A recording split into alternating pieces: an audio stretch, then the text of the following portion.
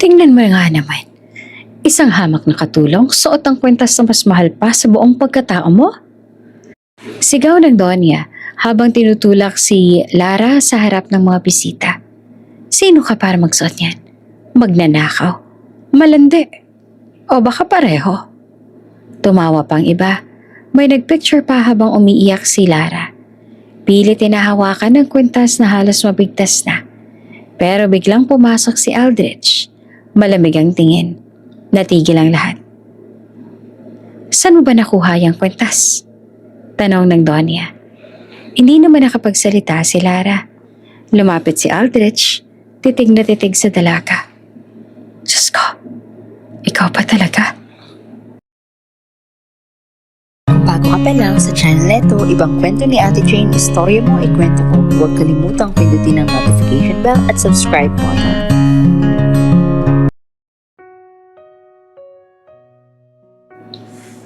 Malakas ang buhos ng ulan nang sumabog ang kidlat sa kalapit na puno.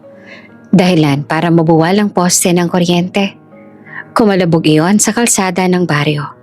Halos katabi lang ng kubo ni Elara na nooy papauwi pa lang mula sa pagsasara ng maliit na tindahan ng nanay niya. Grabe, hindi mo lang makauwi ng tuyo. Pabiro niyang sabi habang iniaangat ang bilao na may lamang gulay. Ngunit napahinto siya nang may marinig na mahinang ungol mula sa banda ng poste. May tao? Mabilis na nabasag ang takot niya ng pag-aalala. Iniwan niya ang bilao at tumakbo kahit halos lamunin na ng putik ang tsinelas niya. Sa liwanag ng kumikislap na kidlat, nakita niya ang isang lalaki. Malaki ang katawan. Duguan ang noo at nakakoat pa. Nakasubsob ito sa putikan. Tila nawala ng malay sa lakas ng bagsak. Hoy! Mister! Sigaw na Elara. Nanginginig ang kamay habang hinahaplos ang pisngi niya. Huwag ka sanang patay, please. Please naman. Umungol ang lalaki at bahagyang tumilat. Tulong. Hindi na nagdalawang isip pa si Elara. Kahit mabigat, isinuksok niya ang braso niya sa kilikili nito at pilit nitong inalalayan. Pasensya ka na kung medyo magaspang ang hata ko ah. Hingal niya habang pilit na binubuhat. Wala tayong choice. Mahaba ang 5 minutong iyon papunta sa kubo. Sa bawat hakbang, parang nadadapa sila. Pero hindi siya tumigil. Kahit kumakabog ang dibdib niya sa takot na baka bumagsak ulit ang ibang poste o umapaw ang ilog. Pagdating sa kubo, agad niyang binuksan ang pinto gamit ang siko at hinila papasok ang lalaki. Dito ka muna ha, huwag kang gagalaw. Sabi niya habang pinapatong ang lalaki sa lumang papag. Umiling ang lalaki, hirap huminga. Anong pangalan mo? Elara. Sagot niya na mabilis na kinuha ang kumot at first aid kit. Ikaw, sino ka? Bago ito makasagot, muling lumakas ang kulog kaya napalapit si Elara para takpan ang tenga niya. Lumapit naman ang lalaki. Tila hinahanap ang init. Masakit ang ulo ko. Bulong nito. Siyempre, natamaan ka ng poste. Pinunasan niya ang dugo gamit ang malinis na tela. At nang maramdaman ang init ng balat ng lalaki, napalunok siya. Baka may lagnat ka dahil sa ulan. Maya-maya dumilat ang mas malinaw ang lalaki. Mapupungay ang mga mata, parang sanay sa pagkontrol ng lahat. Pero ngayon, mahina at umaasa. Ako si Aldrich. Mahina niyang sabi. Napakamot si Elara. Ang sosyal naman ng pangalan mo. Siguro taga Maynila ka. Ngumiti naman ang tipid ang lalaki. Pwede. Habang inaalagaan niya ito, ramdam nilang pareho ang lamig ng gabi. Pumapasok ang hangin sa butas ng dingding. Wala silang ilaw. Kandila lang mula sa altar ng ina na Elara. Teka, sabi ng babae. Basang-basa ka. Magkakasakit ka lalo. Sandali ha, tatabi ko tong kumot. Kumuha siya ng tuwalya at tumalikod. Magtanggal ka ng basa mong coat. Huwag kang mag-alala, hindi kita titingnan. Tumawa naman si Aldrich ng mahina. Hindi pa naman ako mamamatay para iwan mo agad ako. Napalingon si Elara. Hoy, huwag kang magsalita ng ganyan. Sa bahay ko yan narinig, malas yun. Habang tinutuyo niya ang buhok nito, naramdaman niya ang pagtigil ng paghinga ng lalaki. Tumitig ito sa kanya, tahimik. Parang may binabasa sa mukha niya. Salamat, Elara. Wala yon, sagot niya naman agad. Tumango para itago ang kaba. Tao ka eh, at may sugat ka. Wala naman akong rason para iwan ka. Ngunit sa totoo lang ramdam niya ang ibang kaba. Hindi lang dahil may sugat ang lalaki sa bahay niya, kundi dahil iba ang presensya nito. Parang hindi sanay sa ganitong simpleng lugar pero hindi rin maarte. Tahimik pero may daladalang bigat. Lumipas ang ilang oras, nag-iba ang tono ng ulan. Hindi na rumaragasa. Nagpahinga ang bagyo. Nakaramdam sila ng katahimikan na kakaiba. Parang silang dalawa lang ang taong nasa mundo. Dahil sa matinding stress at pagkawala ng malay at lagnat, nagsimula siyang magdeliryo. Hindi, bulong niya. Hawak ang braso ni Elara. Umiikot ang paningin niya sa mga anino sa dingding. Napagkamalan niya na naroon ang ina niya at iba pang pamilya ang matagal niya nang iniwan. Mama, huwag mo akong iwan. Napahawak sa Elara sa kamay niya. Aldrich, andito lang ako, hindi kita iiwan. Promise, pahinga ka lang. Ngunit tila naguguluhan si Aldrich. Pinagsama ang kidlat, ulan, at takot sa isip niya. Umiikot siya, nanginginig, at tila hindi alam kung ano ang katotohanan at panaginip. Maya-maya, humina siya, humarap kay Elara, at dahan-dahan lumapat ang kanilang mga labi. Unti-unting bumabalik ang kontrol niya sa sarili. Marahang hinaplos ang pisngi ni Elara at ang huni ng kanilang halinghing ang naririnig. Pagkatapos ng deliryo, dahan-dahang bumangon si Aldrich. Mula sa bulsa ng basa niyang coat, kinuha niya ang isang kwentas.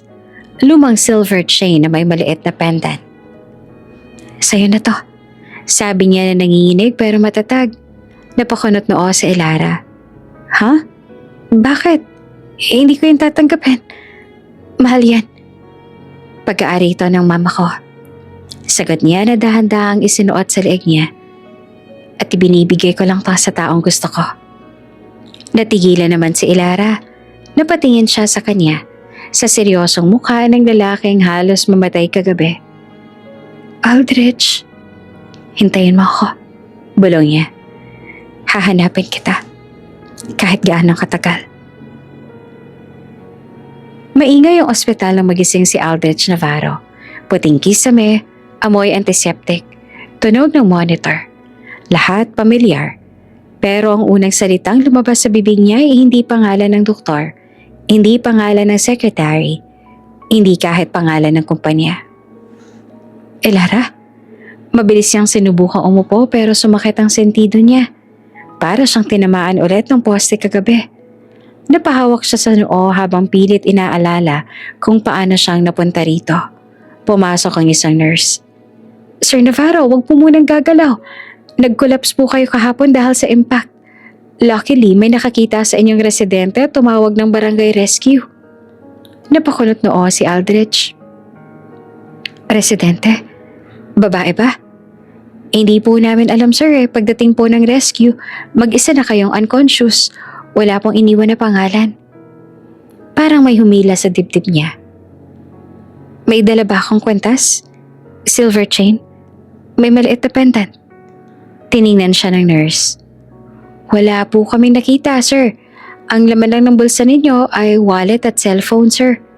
Sorry po. Para siyang pinagsaka ng malamig na tubig. Wala ang kwentas. Ang huling bagay na iniwan sa kanya ng mama niya. At huling bagay na binigay niya kay Elara bago siya mawala ng malay. Pwede bang baka nasa ibang gamit ko? Tanong niya na mahina pero puno ng pag-asa. Umiling naman ng nurse. Nadaanan na po lahat sir pero wala po talagang kwentas eh.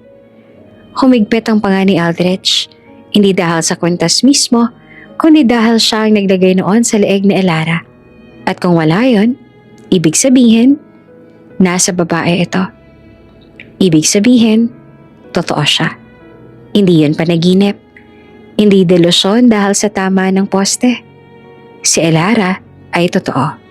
At nawala siya. Ilang oras lang bago dumating ang pamilya niya, pumasok ang ama niya, si Don Severino Navarro, kasamang ilang board members, doktor at 2 bodyguard. Aldrich, Diyos ko anak ko, ano ka ba naman? Sigaw ng ama, halatang nagpanik kahit sinusubukan pa rin magmukhang composed. Tahimik lamang si Aldrich, nakatingin sa bintana. Nasaan yung babaeng tumulong sa akin? Tanong niya bigla. Hindi mo lang sinagot ang sermon. Nagkatinginan ng mga tao sa kwarto. Anong babae? Tanong ng ama. Yung nagligtas sa akin sa bagyo. Sagot ni Aldrich. Nung bumagsak yung poste, siyang humila sa akin. Siyang nagdala sa akin sa bahay niya. Aldrich, sabi ng doktor habang nag-a-adjust ng chart. Possible na may memory gaps pa kayo dahil sa concussion. Ngunit dinala kayong nag-iisa dito. Oo nga, dagdag naman ng ama. Anak, baka akala mo lang ay may kasama ka. No? Bumaling siya sa kanila. Malamig ang boses. May babae. Her name is Elara. Tahimik ang lahat. Matalim ang tingin ni Aldrich. Hindi siya nagbibiro. Hindi siya nag-i-imagine. Hindi niya makakalimutan ang init ng kamay ni Elara habang pilit naman siyang pinapakalma sa gitna ng bagyo. Hindi niya makakalimutan ang titig nitong parang kaya siyang intindihin kahit bisita lang siya sa mundo nito. At higit sa lahat, hindi niya makakalimutan ang pakiramdam nang isinabit niya sa leeg nito ang kwentas ng mama niya. Find her. Utos niya sa 2 bodyguard. She lives somewhere near the barangay road. Hanapin ninyo ang kubo. May butas ang bubong. May altar na may isang kandila. Umiling ang ama. Aldrich, tama na muna. Magpahinga ka. We'll ask around, okay? But calm down, please. Pero hindi siya mapakali. Hindi siya naniniwala.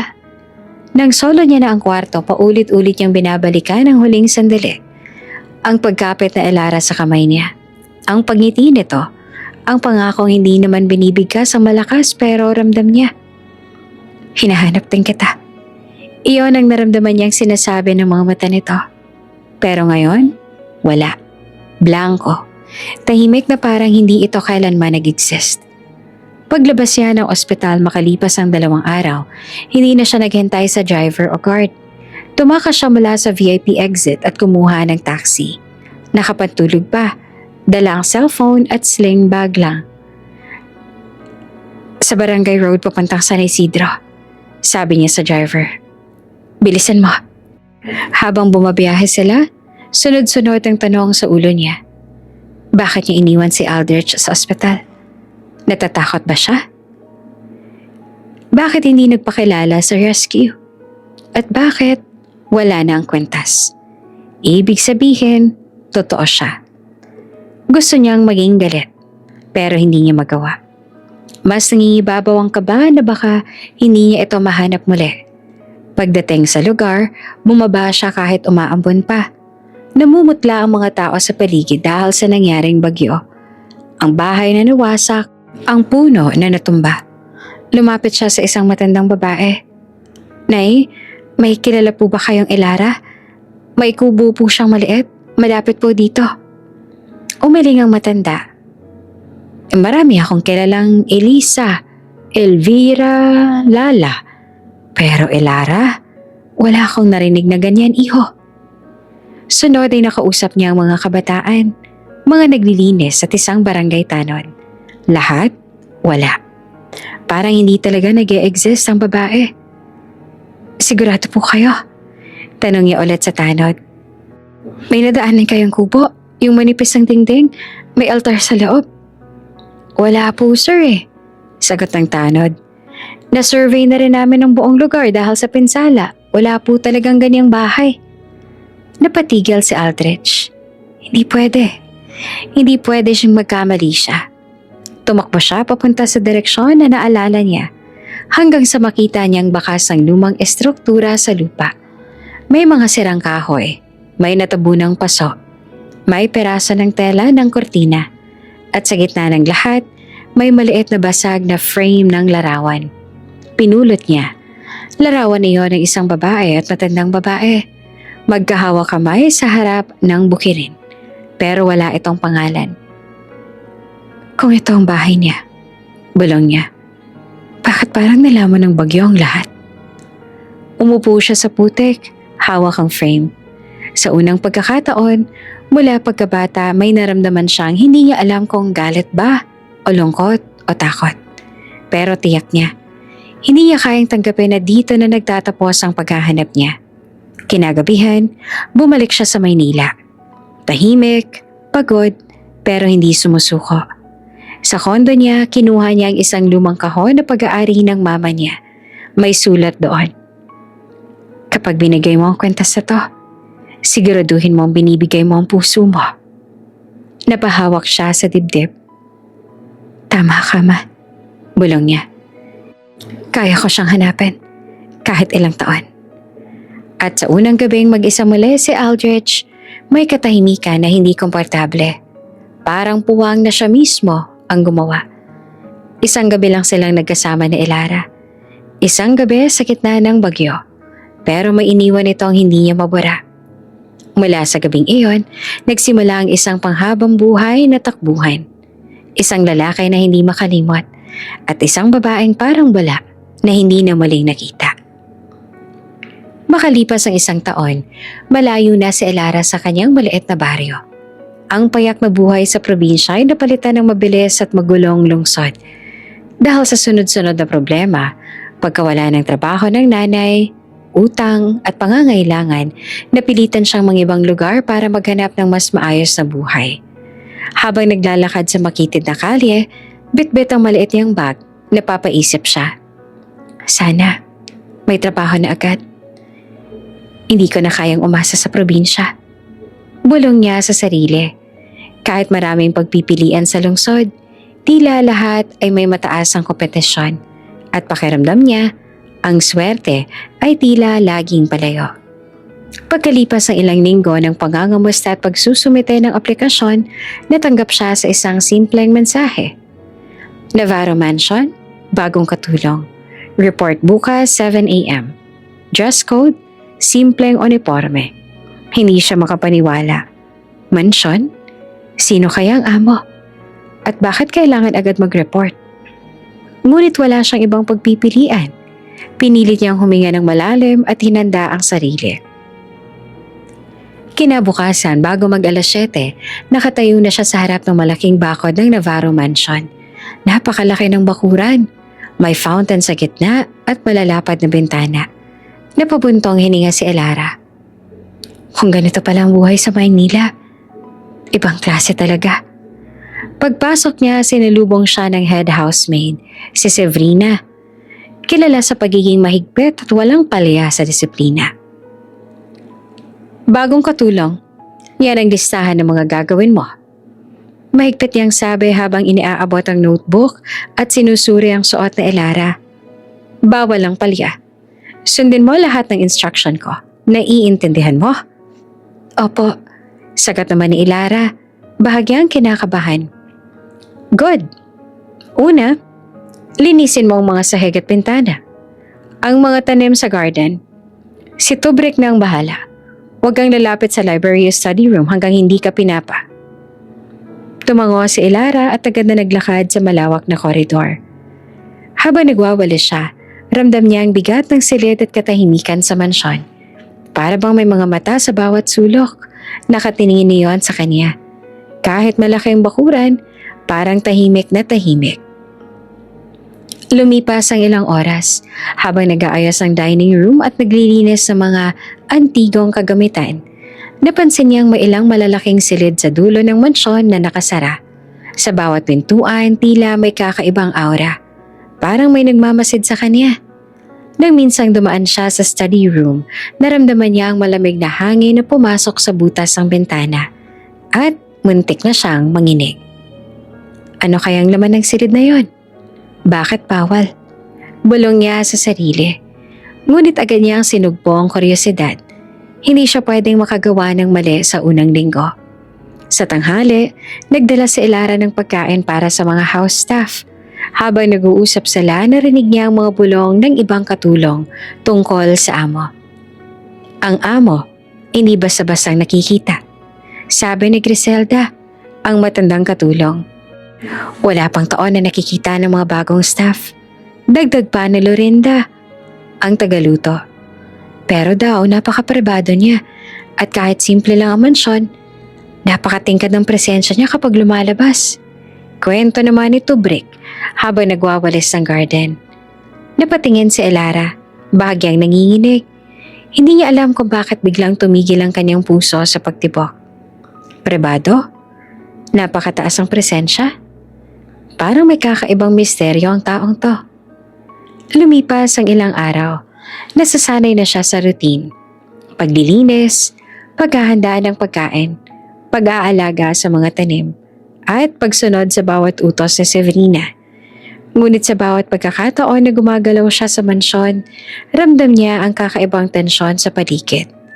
Parang may nakatingin, kahit walang nakikita. Isang gabi, habang nag-aayos sa mga kortina sa malaking sala, nakaramdam siya ng bahagyang kaba.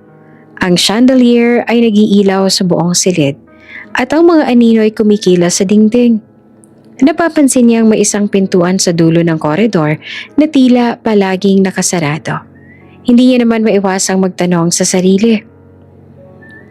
Ano kayang tao sa loob ng silid na yon? Bakit parang hinihintay niya ako makita? Hindi siya nakasagot. Alam niya, masyadong delikadong palapit at dapat sundin ang batas ng bahay. Ngunit sa puso niya, may maliit na kaba at excitement na hindi niya maipaliwanag. Habang nagtatapos ang unang linggo, napagtanto na Elara na kahit simple ang trabaho bilang katulong, may kakaibang misteryo sa mansyon. Ang bawat silid, bawat hakbang at bawat panig ay tila may kwento na hindi niya alam. At sa bawat oras na nakatayo siya sa hallway, naramdaman niya ang presensya ng amo. Malayo, malamig, ngunit kapansing-pansing matatag at mapang-akit. Hindi pa niya nakikita si Aldrich Navarro, ngunit ramdam niya ang bigat ng kanyang aura sa buong bahay. Sa isang sulok ng isip niya, alam niyang may kaganapan sa hinaharap. Isang pagkikita na magbabago sa takbo ng kanyang buhay sa mansyon. Ang bagong yugto sa buhay ni Elara ay nagsimula. Ang mansyon ay tahimik, malawak at mapang-akit. Makalipas ang isang taon mula ng gabing nagligtas si Elara kay Aldrich sa Bagyo, muli siyang nakarating sa Navarro Mansion. Ngunit sa pagkakataong ito, hindi bilang isang estranghera, kundi bilang bagong katulong. 6:00 ng umaga bago mag 7:00, abala si Elara sa paglilinis ng malaking sofa. Ang mga sinag ng araw ay dumadampi sa malalapad na bintana. Gumagapang sa mga antigong muebles at chandelier. Tahimik ang mansyon. Halos marinig lamang niya ang tunog ng walis at hininga niya habang naglalakad sa mahahabang koridor. Habang nag-aayos siya ng mga unan sa sofa, naramdaman niya ang biglang katahimikan. Para bang huminto ang oras. Napalingon siya at muntik nang mahulog ang kamay sa unan. Sa dulo ng sala nakatayo si Aldrich Navarro. Matangkad, matikas, at tila hindi niya alintana ang lahat sa paligid. Ngunit nang tumingin siya kay Elara, napahinto ang mundo niya. Imposible. Bulong niya sa sarili na halos hindi marinig ng sino man. Hindi niya maalala ang mukha ni Elara mula sa gabing yon. Ang ulan, kidlat at takot ay lumalabo sa alaala. Ngunit may kakaibang pakiramdam na pumasok sa dibdib niya. Parang may koneksyon. Isang kilosang hindi niya maipaliwanag. Si Elara nahulog ang tingin sa kanya. Ang puso niya ay para bang tumalon. Siya nga. Bulong niya sa sarili ngunit pinipilit niyang manatiling profesional. Hindi. Trabaho lang to. Hindi pwedeng damdamin ko. Lumapit si Aldrich sa sala. Ang bawat hakbang ay parang tunog ng malalaki at malalakas na relo sa katahimikan. Hindi niya alam kung bakit ang mga mata niya ay hindi makalayo kay Elara. Bagong katulong? Malamig ang tinig niya, malinaw at maingat. Opo, sir. Sagot naman ni Elara. na sinusubukan kontrolin ng kaba sa boses. Maikling sagot ni Aldrich. Tumitingin sa bawat kilos niya. Ang pangalan mo? Lara. Sagot niya at dahan-dahang halos pabulong. Lara. Muling bumulong si Aldrich. Hindi sigurado kung sa sarili niya o sa kanya mismo. Para bang pinipilit ng isip niya na i-record ang pangalan sa alaala. Lumipas ang ilang minuto ng katahimikan, nagpatuloy si Elara sa trabaho. Nilinis ang mga mesa at mga cabinet pero ramdam niya ang titig ni Aldrich sa likod niya. Hindi siya makatingin, ngunit alam niyang bawat galaw niya ay sinusuri ng amo. Kilala niya pa ba ako? Tanong niya sa sarili. Hindi niya dapat malaman kung sino ako. Ngunit ang pakiramdam ng pagkakakilala ng init ng proteksyon mula sa gabing yon ay hindi niya maalis sa dibdib. Kahit isang taon na nakalipas, may kakaibang tensyon na pumigil sa kanyang paghinga. Isang hapon, habang naglilinis siya ng library, may mga papeles na nahulog mula sa mesa. Agad niya itong inangat at pinagsama, nang hindi na mamalaya na may nakatingin sa kanya sa pinto. Hindi mo kailangang galawin ang papeles na yon. Malamig ang tinig at muling tumigil siya. Ang puso niya ay bumilis. Sorry po sir. Sagot niya na nanginginig ng kaunti. Hindi naman sumagot si Aldrich. Tumayo lang siya sa pinto. Nakapikit ng saglit at huminga ng malalim. Para bang may sinusubukan siyang ipaalala sa sarili. Ang gabing iyon sa Bagyo, ang maliliit na kwentas at ang init ng kamay na humahawak sa kanya. Lumipas ang linggo, habang nasasanay si Elara sa routine, nagiging mas malinaw ang presensya ni Aldrich sa bawat silid. Minsan nakikita siya sa study room, nakatayo sa malalaking bintana, nakatingin sa labas. Parang may iniisip na malalim, ngunit hindi niya alam kung ano. Si Elara sa kabila ng kaba ay unti-unting nasasanay sa mansyon. Alam niyang may nakatagong misteryo sa amo. Sa bawat pagkakataon na may hindi sinasadyang pagkakataon silang magkasalubong sa koridor. Parang may naglalaro sa pagitan nila. Isang malambot na tensyon na hindi nila maipaliwanag. Isang gabi, matapos ang mahaba at nakakapagod na araw, naglakad si Elara papunta sa maid's quarters. Sa koridor, biglang may naramdaman siyang malamig na hangin. Napalingon siya at muntik nang mahulog ang sarili. Si Aldrich nakatayo sa dulo ng hallway, tila nagmamasid sa kanya nang hindi niya napapansin. Hindi siya naglakad papalapit, nakatayo lang siya sa dilim ng hallway at sa isang sandali, nagtagpo ang kanilang mga mata. Hindi nila kailangan magsalita. Ang bawat tingin ay punong-puno ng tensyon, mga damdaming pareho nilang naramdaman, ngunit hindi nila matatanggap. Para bang parehong naiisip, kilala kita. Kahit hindi mo sabihin. Si Elara ay napapikit. Pilit kinokontrol ang sarili. Trabaho lang ito. Trabaho lang. Bulong niya sa sarili. Ngunit sa puso niya, may kakaibang kaba at excitement na hindi niya maipaliwanag. Si Aldrich huminga ng malalim at muling tumalikod. Nag-iiwan ng baka sa puso ni Elara. Isang presensya na malamig, matatag at hindi mapipigilan. Sa pagtatapos ng linggo na pagtanto ni Elara na hindi lamang siya nakikipagsapalaran sa lungsod, kundi nakapasok siya sa isang mundo na puno ng misteryo, disiplina at tensyon. Hindi pa niya nakikita ang buong katauhan ni Aldrich, ngunit ramdam niya ang presensya at bigat ng bawat kilos niya. Hindi pa sila nagkakilala ng personal bago, ngunit may kakaibang koneksyon, isang lihim na unti-unting bumabalik sa alaala ng nakaraan. Isang gabing hindi malilimutan. Ang mansyon ay tahimik at puno ng mga lihim at sa bawat takbang ni Elara sa hallway, sa bawat alon ng hangin sa malaking bintana, naramdaman niya ang presensya ng amo na sa lalim ng kanyang alaala ay tila may kilala na siya kahit hindi pa malinaw kung bakit. Isang hapon habang abala si Elara sa paglilinis ng sala, napansin ni Aldrich Navarro ang isang pamilyar na tanawin. Sa liwanag ng hapon, nakikita niya ang maliit na silver na kwentas na nakasabit sa leeg ng bagong katulong. Tahimik siyang tumayo sa study room. Nakatayo sa likod ng pinto at pinagmamasa ng bawat kilos ni Elara. Hindi siya agad lumapit. Pilit niyang kinokontrol ang sarili. Baka peke lang to. O baka pareho lang. Bulong niya sa isip. Hindi naman niya maiwasang ikumpara ang damdamin na bumabalik sa alaala. Ang gabi ng bagyo, ang basang buhok, at ang init ng kamay na humawak sa kanya. Ngunit hindi malinaw ang mukha sa kanyang memorya. Mula sa study room, bawat galaw ni Elara ay para bang nakahimok sa kanyang alaala.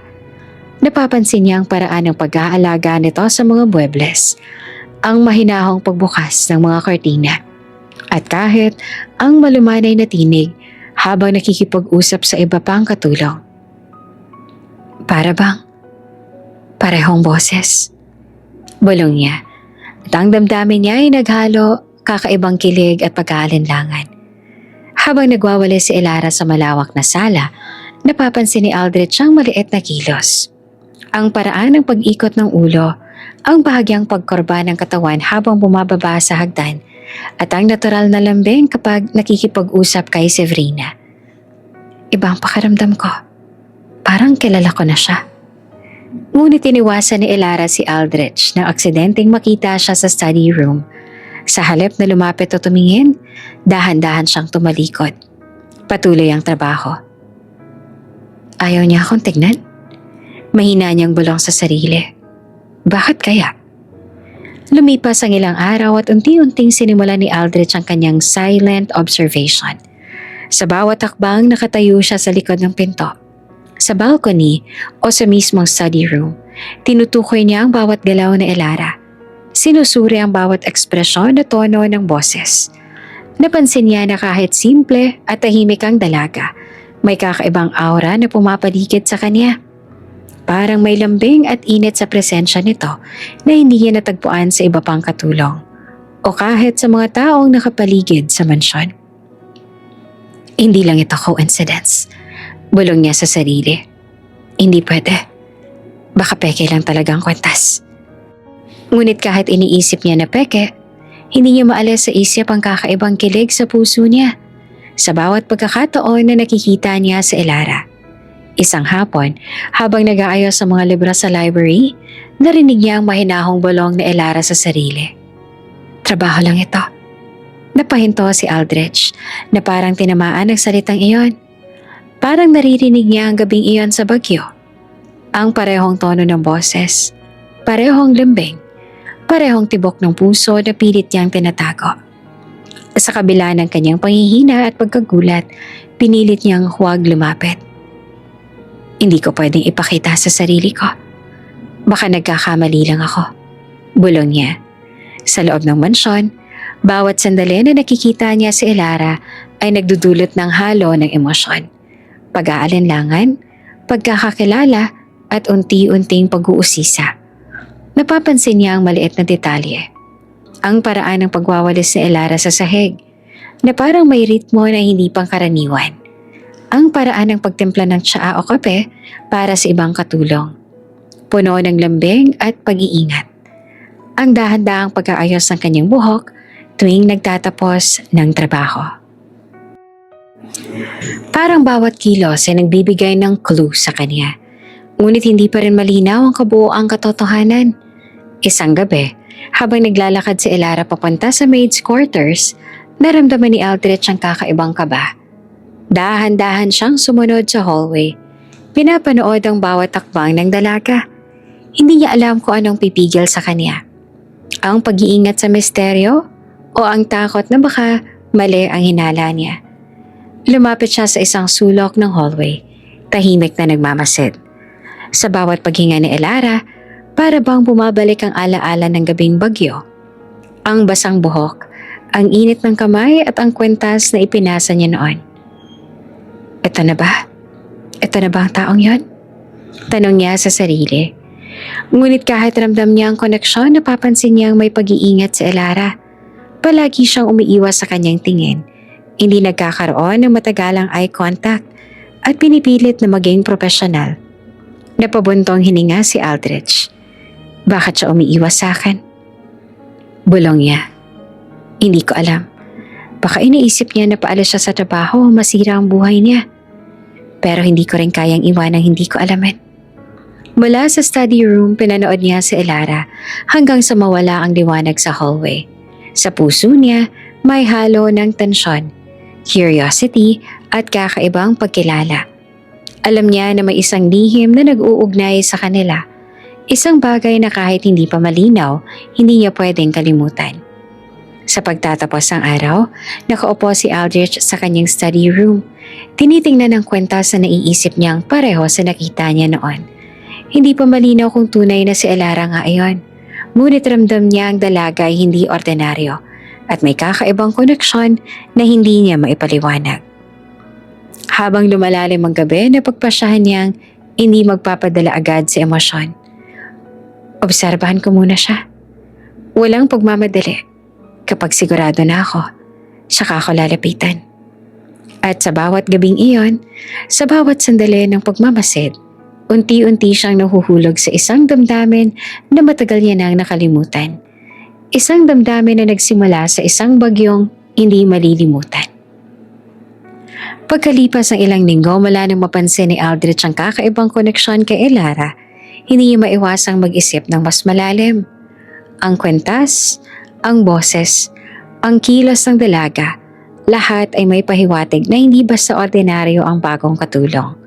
Sa kabila ng profesionalismo niya, may isang parte ng kanyang sarili na nais malaman ang buong katotohanan.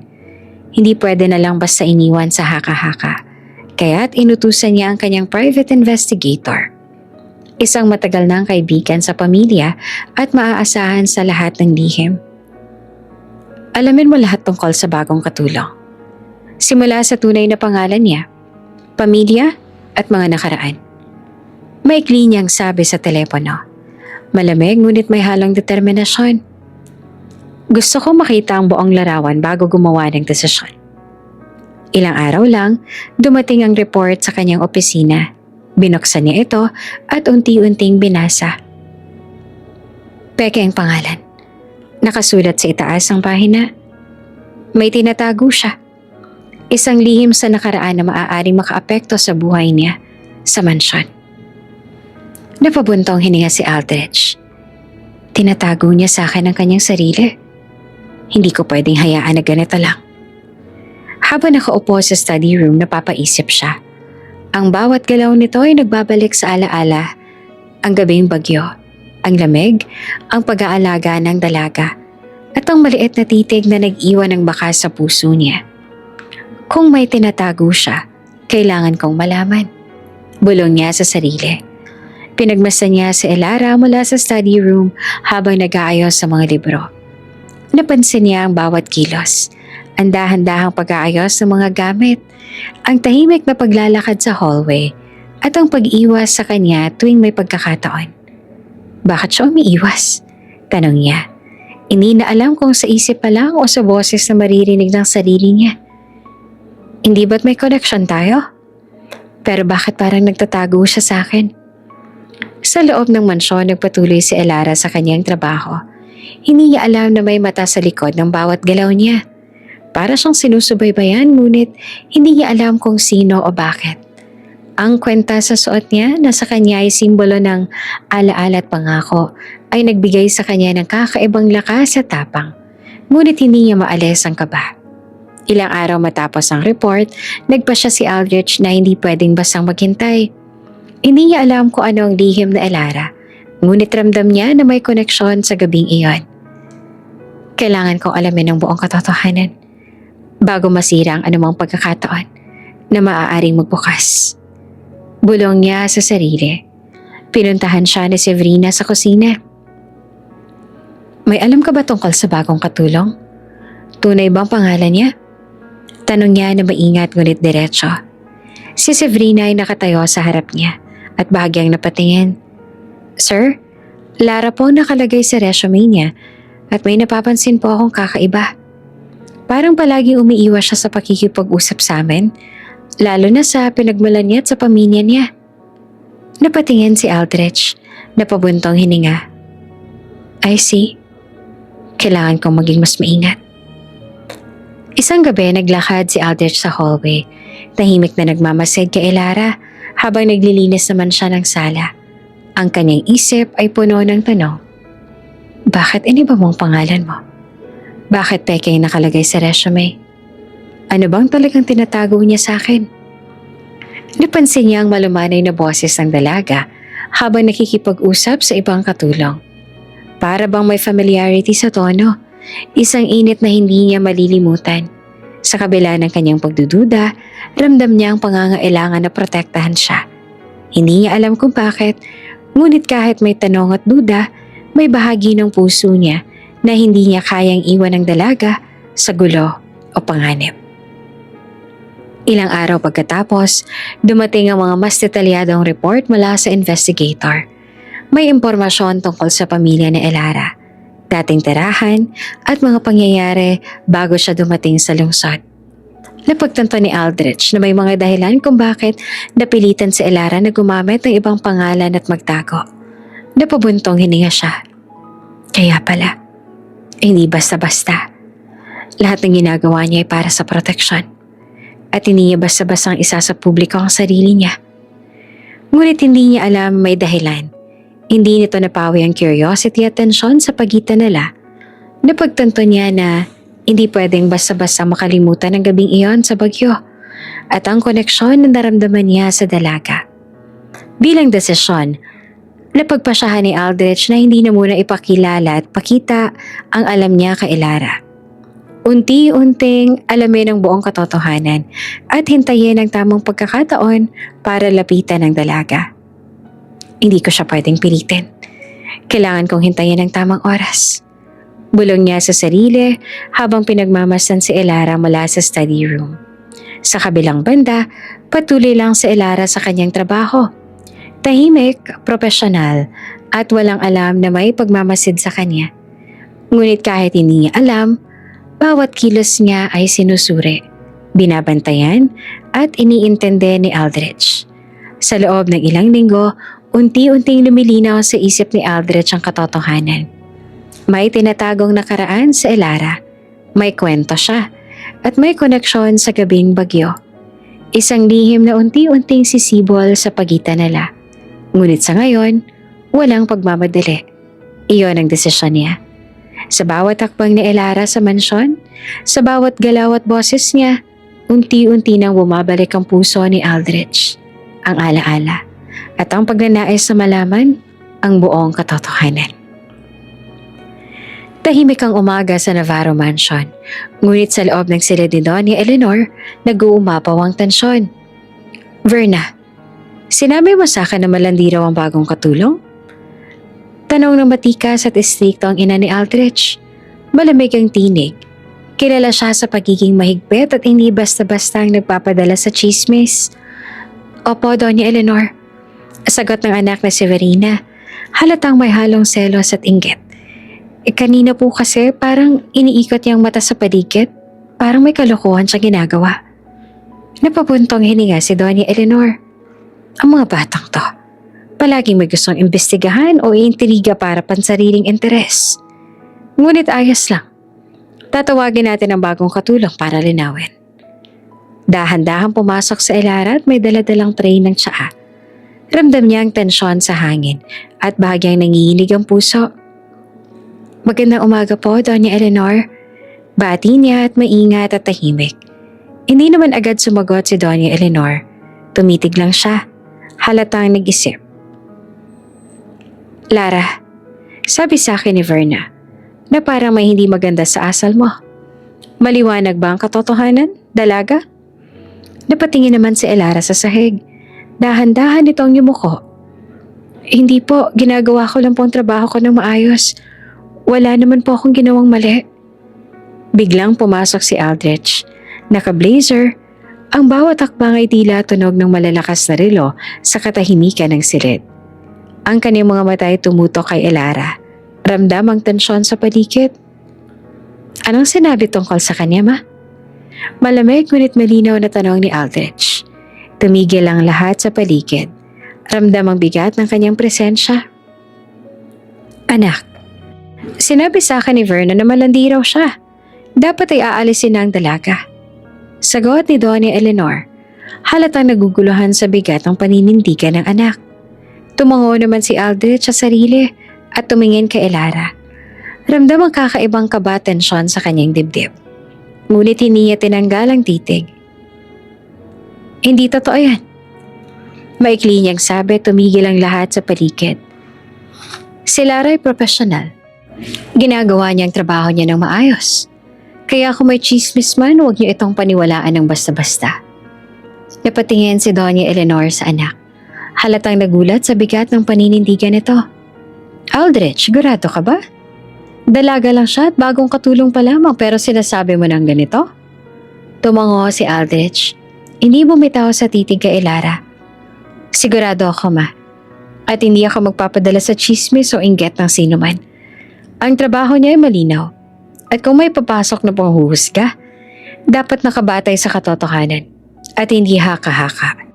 Si Verna naman na nakatayo sa gilid na patingin sa binata. Halatang nagulat at natakot. Hindi niya inaasahan ang ganitong paninindigan ni Aldrich.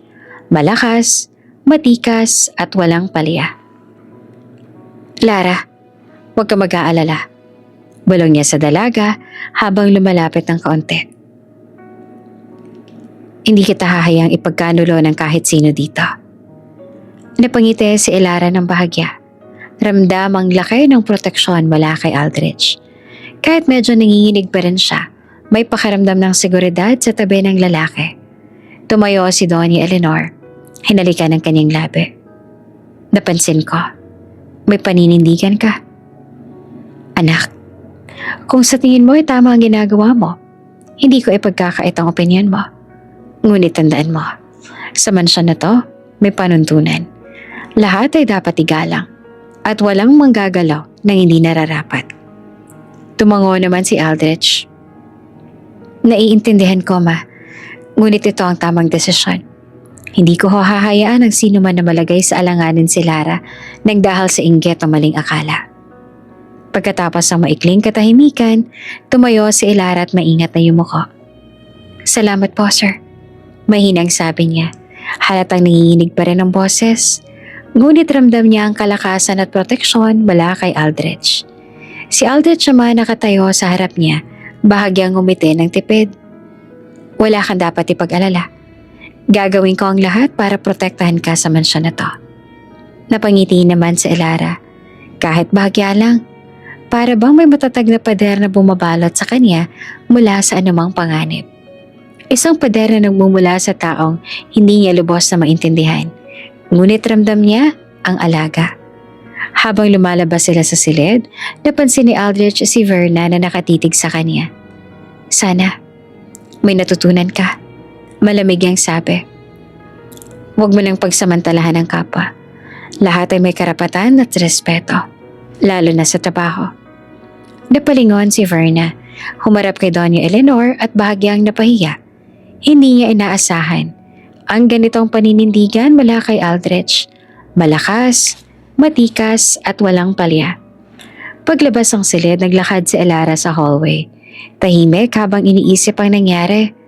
Ang kanyang puso ay mabilis pa rin kumabog. Hindi dahil sa takot, kundi dahil sa kakaibang pakiramdam ng proteksyon at koneksyon na naramdaman niya mula kay Aldrich. Sa tabi niya nakatayo si Aldrich. Tahimik ngunit ramdam ang presensya niya. Hindi siya nagsasalita, ngunit ang mata ay nakatuon sa bawat galaw na Elara. Para bang iniingatan siya, pinapanatiling ligtas kahit wala pang kailangang aksyon. Sa gabi, habang nag-iisa si Elara sa maid's quarters, naalala niyang sinabi ni Aldrich. Poprotektahan niya ako, kahit hindi pa malinaw kung bakit. Napangiti siya ng bahagya. Kahit may panganib at intriga sa paligid, ramdam niya na sa mansyon na to may isang tao na hindi lang basta-bastang iiwan siya sa gulo. Ang mansyon ay tahimik pagkatapos ng insidente, ngunit sa loob, ramdam na ramdam ang tensyon. Isang paalala na kahit sa isang lugar na puno ng yaman at katahimikan, may mga mata at puso na laging nagbabantay, handang ipaglaban ang tama. Sa puso ni Elara, may halo ng kaba at saya. Sa puso ni Aldrich may lalong pagtitibay ng paninindigan. Isang desisyon na ipinagtanggol niya ang dalaga hindi dahil sa chismis o opinyon ng iba, kundi dahil sa damdamin at pakiramdam na hindi niya may paliwanag. Tahimik ang gabi sa Navarro Mansion. Ang lamig ng hangin ay sumasayaw sa malaking kortina ng sala. Sa kabila ng katahimikan, ang chandelier sa kisame dahan-dahang nanginginig. Hindi nila alam na ilang butil na lang ng bakal ang humihiwalay sa isang aksidente. Si Elara ay nag-aayos sa mga lumang gamit sa sala, tahimik sa kanyang gawain. Sa tabi niya nakatayo si Aldrich, nakatingin sa dokumento na tila hindi natatapos ang trabaho. Hindi nila alam na ang maliit na pag-uga sa kisame ay magiging simula ng isang gabi na hindi nila malilimutan. Biglang bumagsak ang chandelier. Napakataas ang tunog ng bakal na dumapo sa sahig at nagulantang silang dalawa. Si Instinct tinulak na Elara si Aldrich palabas ang direksyon ng pagbagsak. Napasigaw siya. Nanginginig ang katawan sa takot. Ang chandelier ay tumama sa sahig sa loob lamang ng ilang segundo. Si Aldrich na natumba sa sahig ngunit ligtas ay nagulat sa kilos ng dalaga. Tumingin siya sa kanya. Ang puso niya ay mabilis pa rin kumabog at ramdam niya ang init mula sa biglaang aksyon ni Elara. Nakaligtas ka, biglang sabi ni Elara at hawak ang braso ni Aldrich. Halatang gulat at takot ang pumuno sa kanyang boses. Si Elara nanginginig pa rin. Tumayo at bahagyang napalingon sa chandelier. Sir, delikado. Mahina niyang sabi. Humihinga ng malalim. Hindi ko hahayaang mamatay ka ulit. Tumigil si Aldrich. Parang huminto ang oras. Ang linyang yon. Hindi ko hahayaang mamatay ka ulit ay pumaloob sa isip niya. Parang nakilala niya ang tinig, ang tono, ang damdamin sa bawat salita. Napatingin siya kay Elara, tumigil ng matatag. Unti-unting lumalim ang kanyang tanong sa sarili. Ito nga bang babaeng nakatulong sa akin noong bagyo? Lara? Bulong niya ng dahan-dahan at bahagyang nanginig ang boses. Ibig bang sabihin, ikaw nga ang babae sa bagyo? Napakapit sa sarili si Elara. Medyo nangingitim ang mata sa gulat. Oo. Mahinang sagot niya at bahagyang nahihiya. Hindi niya inaasahan na ang simpleng pagkilos niya upang mailigtas si Aldrich ay magbubukas ng matagal na nakatagong alaala. Si Aldrich na ngayon ay nakaupo sa sahig. Dahan-dahang hinawakan ng kamay ni Elara. Ramdam niya ang init, ang tibok, ang bigat ng emosyon sa bawat galaw ng dalaga. Bakit hindi mo sinabi? Bulong niya. At ang mga salita ay puno ng halong takot, pagkagulat at matinding damdamin. Si Elara ay biglang napahinto sa pagkilos at tapatingin sa kanya.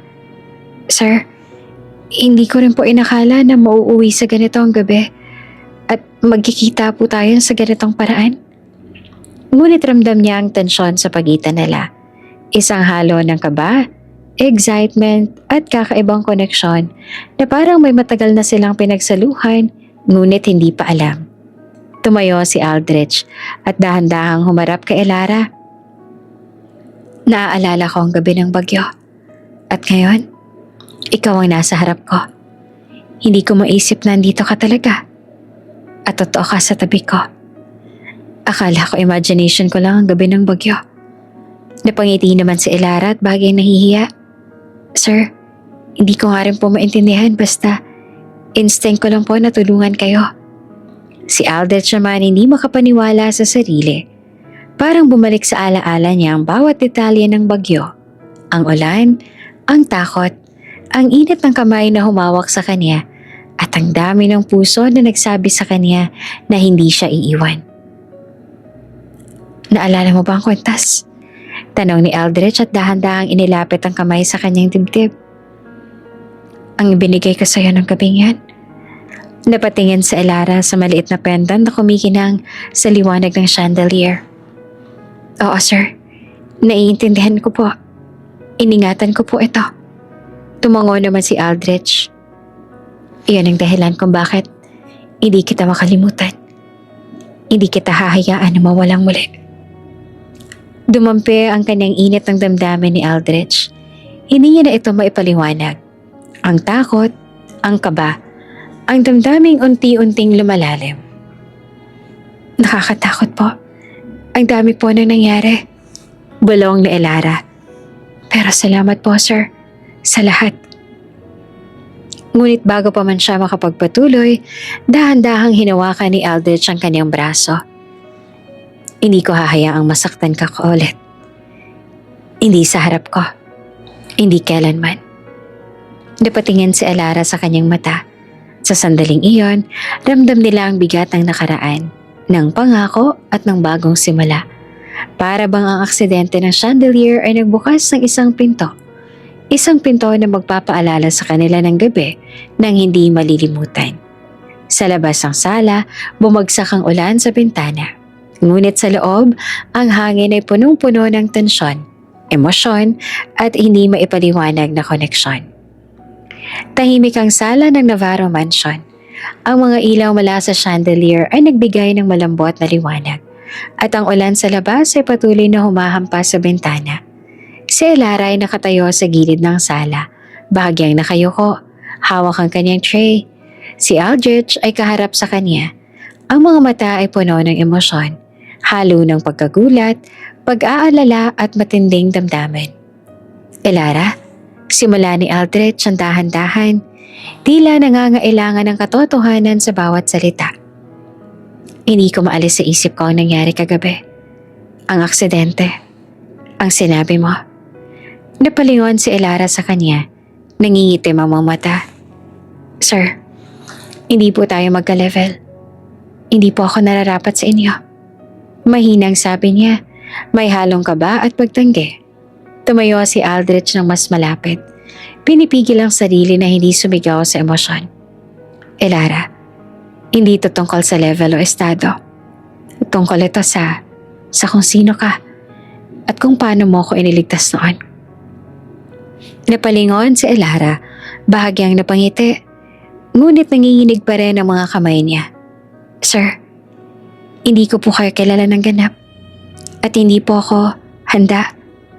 Si Aldrich na bahagyang na-frustrate ngunit dahan-dahan ay tumayo sa harap niya. Hindi nagpadala sa galit o pagkabigo. Hindi mo kailangang kilalanin ako ng ganap para malaman na mahalaga ka sa akin. Sa gabing iyon, pinakita mo sa akin ang tibay ng loob mo. At iyon ang hindi ko makakalimutan.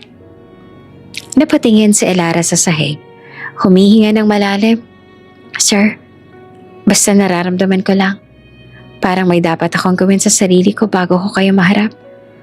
Bago ko kayo mapasama sa buhay ko. Hindi ko po gusto na gawin na mapinsala kayo ng dahil sa akin. Tumayo si Aldrich ng mas malapit.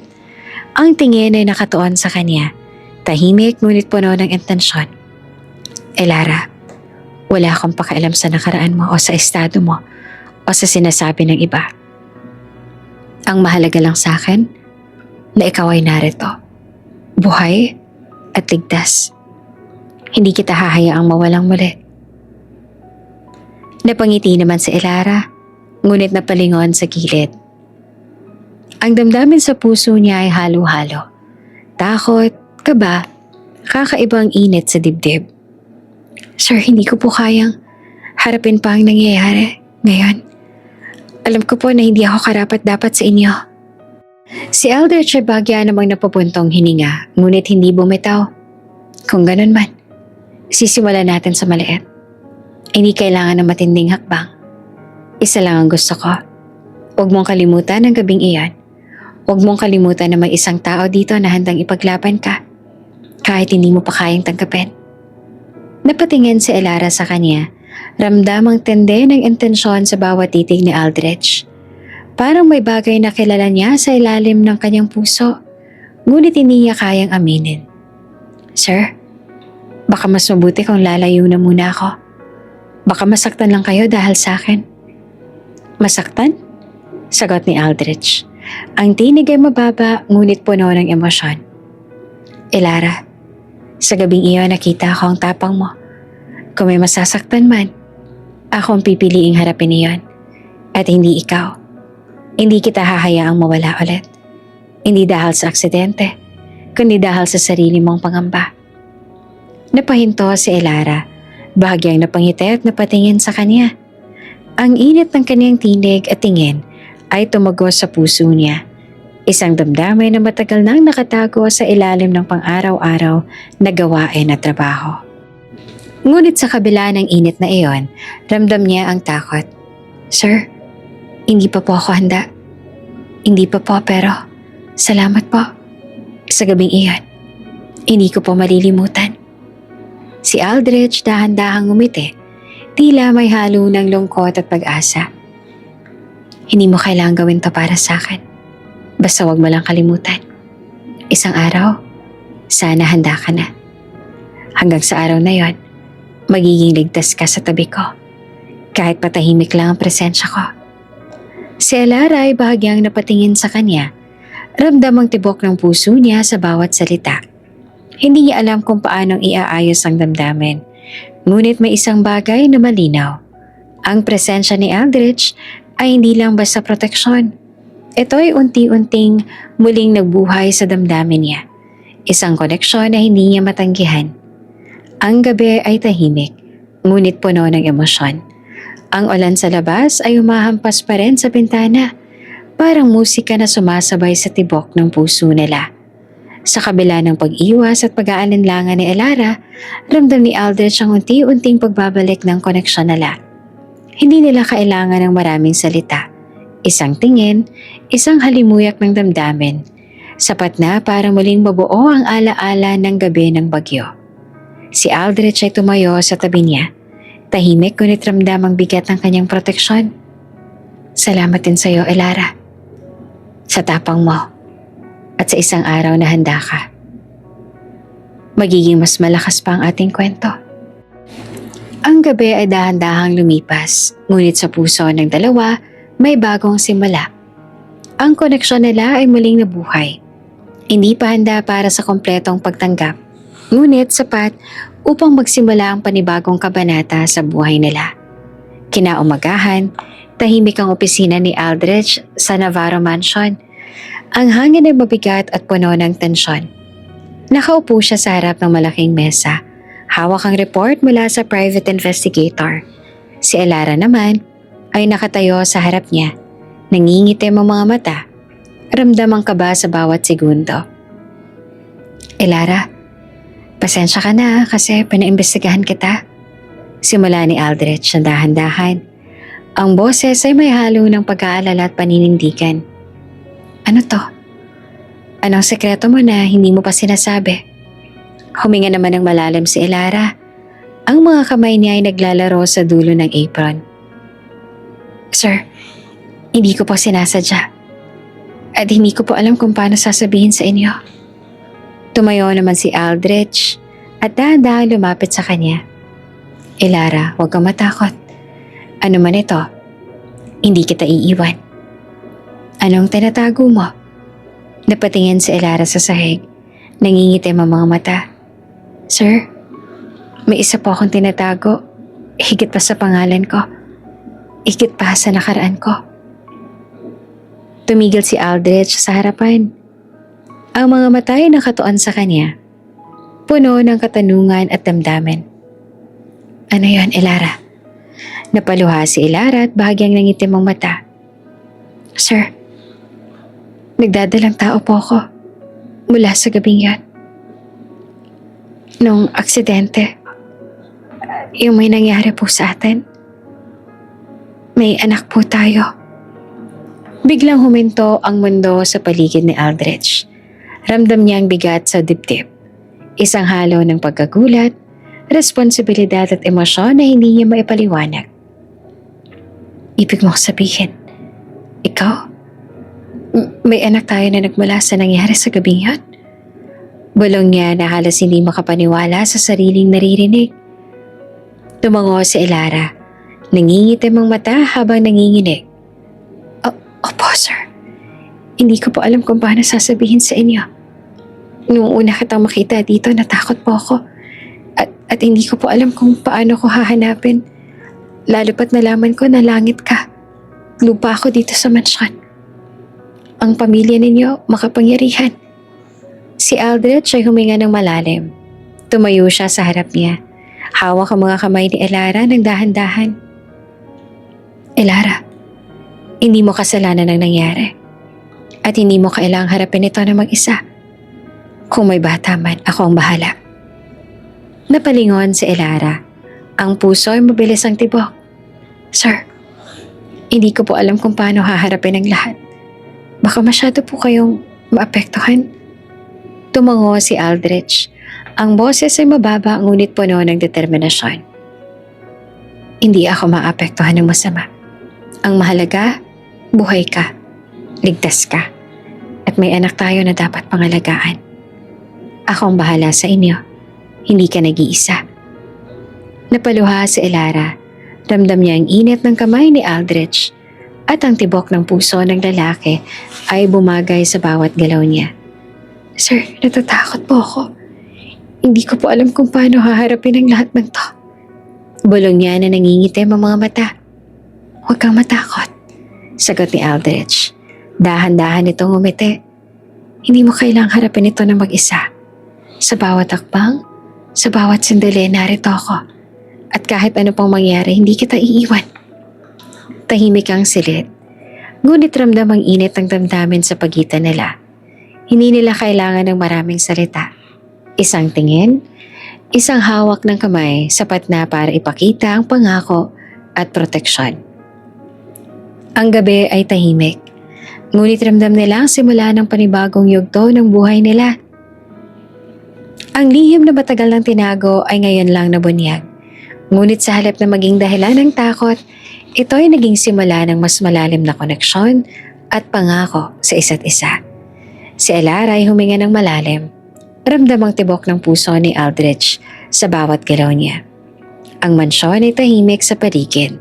Ngunit sa loob, naglalagablab ang bagong simula. Isang simula ng proteksyon, pangako at panibagong buhay para sa dalawa at sa kanilang anak. Tahimik ang umaga sa Navarro Mansion. Ngunit ang katahimikan ay panandaliang nasira nang may malikot na plano si Verna, anak ng headmaid na si Severina. Habang naglilibot sa lobby, napansin ni Verna ang maliit na pendant na nakasabit sa kwentas ni Elara. Mabilis ang utak niya at agad na binuo ang ideya sa ulo niya. Aha! Eto na. Siguradong ginagamit lang ni Elara ang kwentas para makuha ang loob ni Sir Aldrich. Bulong niya sa sarili. Halatang may kasamang pangungutya. Hindi nagtagal, sinimulan niyang ipakalat ang maling impormasyon sa mga kasambahay. Alam niya ba? Panimula niya. Habang may halong kilabot na drama sa boses, ang bagong katulong, magnanakaw. Ginagamit ang kwentas para mapasaya si Sir Aldrich. Agad na kumalat ang chismis sa buong mansyon. Ang mga tauhan ay nagulantang. May ilan na naniniwala at may ilan naman na nagdududa. Si Lorinda, ang cook, ay napatingin kay Elara ng may halong pagtataka. Lara, ano ba tong naririnig ko? Tanong niya na medyo nag-aalangan. Si Elara naman ay napahinto. Nangingitim ang mata at bahagyang nanginginig sa galit at kaba. Hindi po ako magnanakaw. Sagot niya na mahina ngunit matatagang tinig. Hindi po tama ang sinasabi ni Verna. Ngunit hindi lamang ito nagpatigil kay Verna. Ha! Lahat ng mabubuting intensyon mo, pansamantala lang. Lalabas naman talaga kung sino ka. Sambit na Verna. May halong kasinungalingan at pangungutya. Sa loob ng mansyon, nagsimulang mag-init ang ulo ng mga tauhan. Ang mga mata ay nagkatinginan. May halong panghuhusga at galit. Hindi ba't nakita ninyo na palagi siyang nakatingin kay Sir? Bulong ng isa. Si Griselda, ang cleaner, ay napahinto sa paggawa. Nakakahiya. Pati sa harap ng amo natin. Dapat malinaw ang katotohanan. Si Elara, ramdam ang bigat sa dibdib. Nanatili siyang tahimik. Ngunit sa loob, ang kaba at galit ay naghalo. Hindi lamang dahil sa chismis, kundi dahil sa pangungutya at kawalan ng tiwala ng iba. Hindi nagtagal lumapit si Aldrich. Ramdam ang tensyon sa mansyon. Ano itong naririnig ko tungkol sa kwentas? Tanong niya na ang boses ay may halo ng galit at pagtatanggol. Napatingin naman ang lahat at ang mga mata ay nakatuon sa kanya. Sir, sabi ni... Panimula ni Lorinda, ngunit naputol siya ni Aldrich. Tumayo siya ng matatag sa harap na Elara. Itigil niyo ng chismis na to, hindi to totoo. At hindi ko hahayaang siraan ang pangalan niya sa harap ko. Si Verna ay biglang napasigaw. Halatang nagulat sa galit. Sir, hindi po ba dapat malaman ninyo? Ang katulong ninyo ginagamit lang ang kwintas para mapasayo po kayo. Tumango si Aldrich. Hindi sa paniniwala kundi sa matinding galit. Verna, tama na. Nakakahiya ng ginawa mo. Hindi mo alam ang buong katotohanan. At hindi mo dapat panghimasukan ang buhay ni Elara. Si Elara ay napatingin naman kay Aldrich. Nangingitim ang mata. Bahagyang nanginginig. Sir, pasensya na po. Ayoko lang pong makagulo dito. Tumayo si Aldrich at tabi niya. Dahan-dahang hinawakan ng balikat niya. Elara, hindi mo kailangang humingi ng paumanhin. Ang mahalaga, alam ko ang katotohanan at ipinagtatanggol kita. Napangiti naman si Elara ngunit bahagyang nahihiya. Ramdam niya ang tibok ng puso ni Aldrich. Hindi lang dahil sa pangunguna sa mansyon, kundi dahil sa pag-aalaga at proteksyon sa kanya. Ngunit si Verna hindi pa rin nakontento. Pero sir, tumayo si Aldrich sa mas matatag ang boses. Wala nang pero. Hindi ko hahayaang sirain ang pangalan ng isang taong ipinaglaban ng buhay ko at ngayon ay nagtatrabaho rito. Kung may gustong maggalat ng kasinungalingan, malalaman nilang mali sila sa harap ko. Tumahimik ang lahat. Ramdam ang bigat ng kapangyarihan ni Aldrich at ang proteksyon niya kay Elara. Pagkatapos ng tensyon, humarap si Aldrich kay Elara. Elara, huwag ka mag-aalala. Hindi mo kailangang patunayan ang sarili mo sa iba. Alam ko ang katotohanan at iyon ang mahalaga. Napangiti naman si Elara at bahagyang napaluha. Sir, salamat po. Hindi ko po alam kung paano ko haharapin ang lahat ng to kung wala po kayo. Si Aldrich ay ngumiti, hawak ang kamay niya. Kahit ano pang gawin nila, narito ako. Hindi kita iiwan at hindi ka nila mapipinsala. Sa labas, patuloy ang ulan sa bintana. Ngunit sa loob, ramdam ang katahimikan pagkatapos ng gulo. Isang katahimikan na puno ng proteksyon, pangako, at panibagong simula. Si Elara ay napahawak sa dibdib. Ramdam ang tibok ng puso ni Aldrich sa bawat galaw niya. Ang mansyon ay tahimik. Ngunit sa loob, ang koneksyon nila ay muling lumakas. Isang simula laban sa pangungutya, chismis at mga intriga. Tahimik ang malaking hall ng Navarro Mansion. Ang tensyon mula sa naunang iskandalo ay ramdam pa rin sa bawat tauhan. Ang mga mata ay nakatuon kay Elara na nakatayo naman sa gitna ng mga staff. Ramdam ang kaba at lungkot sa nangyari. Si Aldrich ay tumayo sa harap niya. Ang tindig ay matatag at puno ng determinasyon. Malinaw ang kanyang boses habang nagsasalita sa harap ng lahat. Ako nagbigay ng kwenta sa kanya. Simula ni Aldrich. Dahan-dahang tumitig sa bawat tauhan. At siya ang babaeng nagligtas sa buhay ko noon. At hindi ko hahayaang sirain ang pangalan niya o sirain ng dangal niya sa harap ko. Napahinto ang lahat. Ang mga staff ay tila naninigarilyo na sa kanyang sinabi. May halo ng pagkabigla at paghanga. Hindi niya deserve ang chismis at paninirang puri ninyo. Dagdag pa ni Aldrich. Halatang galit ngunit kontrolado ang boses. Kaya simula ngayon, ang sino mong magsasabi ng kasinungalingan tungkol sa kanya ay kakaharapin ako. Si Elara ay napatingin kay Aldrich. Bahagyang napahinga sa tensyon. Ramdam niya ang tibok ng puso ni Aldrich. Ang init ng kanyang presensya na parang panangga sa lahat ng pang-aalipusta sa kanya. Sir, salamat po. Mahinang bulong na Elara. Halos hindi marinig sa katahimikan ng hall. Ngunit bago pa sila makapag-usap ng maayos, isang malakas na kalabog ang narinig mula sa pinto ng hall. Napatingin ang lahat. At sa susunod na segundo, Isang armadong lalaki ang biglang pumasok. May hawak itong baril na nakaturo kay Elara. "Sino ka?" sigaw ni Aldrich sabay siklab ng galit at proteksyon. Agad siyang tumakbo at inalagay ang sarili sa pagitan ni Elara at ng armadong lalaki. Ang staff ay napahinto. Walang makagalaw sa takot. Ang baril ay nakaturo kay Elara at ramdam ang tensyon sa hangin. "Sir Aldrich, ano pong gagawin natin?" tanong ni Verna na halos nanginginig. "Ako nang bahala," sagot ni Aldrich. Nakatingin sa lalaki na puno ng konsentrasyon. "Lumayo kayong lahat." Si Elara naman ay napahawak sa kanyang dibdib. Nangingitim ang mata. "Sir, mag-iingat po kayo."